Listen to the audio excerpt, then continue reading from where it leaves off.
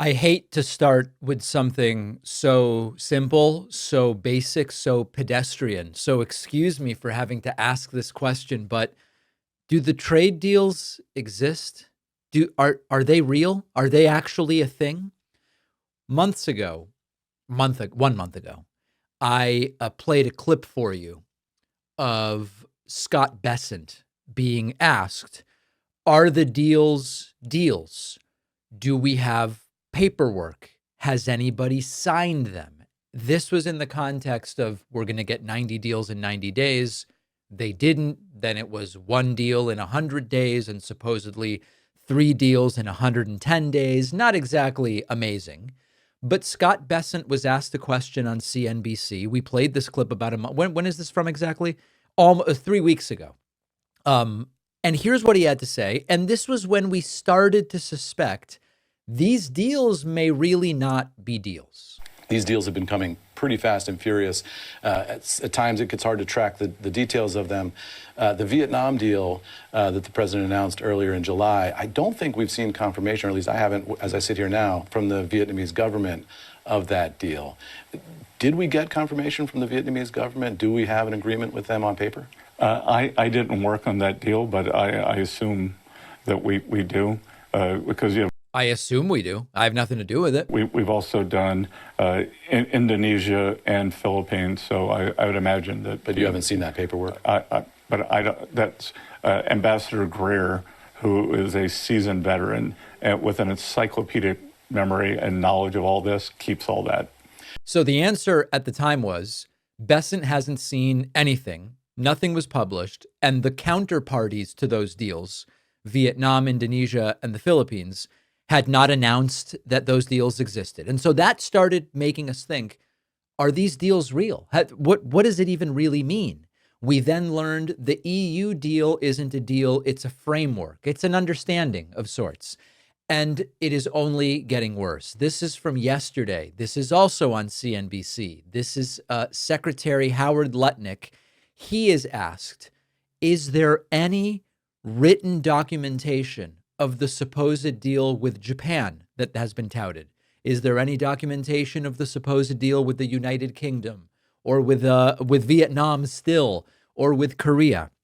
And Lutnick says, listen, if you're looking for like trade agreements with, hundreds of pages, the way you would expect, you're not going to find it. You mentioned you're working on the documents. When do you think the market can get its hands on written documentation on the deals with Japan, UK, Vietnam, Korea? Is that how long ago? How far away? Will we ever have proof these deals exist? Is that?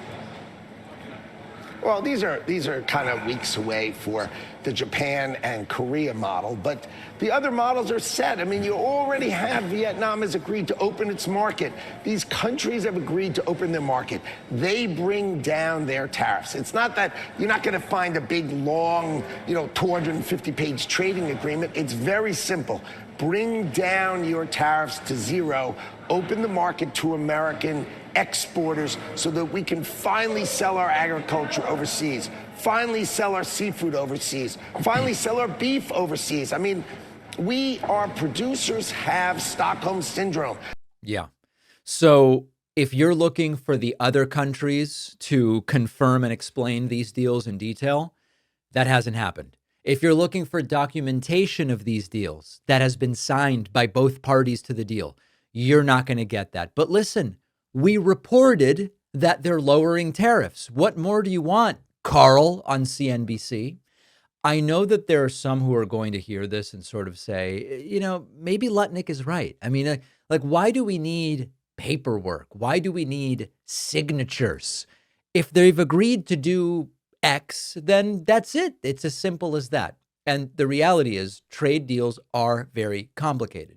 The reason that trade deals run hundreds, if not thousands of pages isn't because it's just burying people in paperwork, right? There's a reason that the terms and conditions you get when you get some app are 50 pages long and you're just trying to install, your phone flashlight app or whatever the case may be. And part of it is let's just bury people in minutia so that they don't even look at it. With trade deals, you need all of those details that explain how particular industries are going to be treated, What are the enforcement mechanisms for such a trade deal? What are the punishments, or what do tariffs revert to if elements aren't agreed to? These are complicated things. And so the idea of a verbal agreement is hilariously terrifying, but it is the Trump White House after all. So as we zoom out and we ask the question, are these deals real? Some of these deals aren't deals. And so when pressed, White House officials have said, yeah, the UK deal, it's not a deal. It's a framework. It's a framework of understanding what we're going to do. The Canada deal is not really a deal. It's just a framework. Indonesia did sign something, but it's a joint statement of framework. It is not actually a trade deal with enforcement mechanisms and delineation of how particular industries are going to be treated.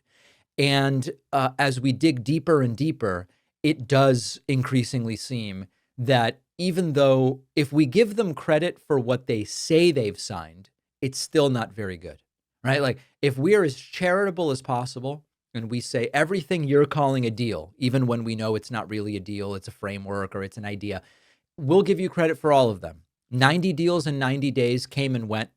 We got to 100 days, 120 days. Where are we even now? I'm trying to think, April 2nd to August 2nd, that'd be 120, and then add another 18 days. So we're at like 140 days. If you said to me today, August 20th, how many deals do we have in 140 days? I think we probably have a few, but I can't honestly tell you which those are.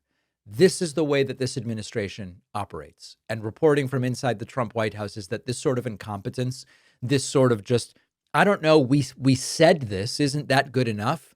That is apparently widespread and rampant. There are unqualified people, dangerously unqualified people in control of the country, and that should scare every single one of us.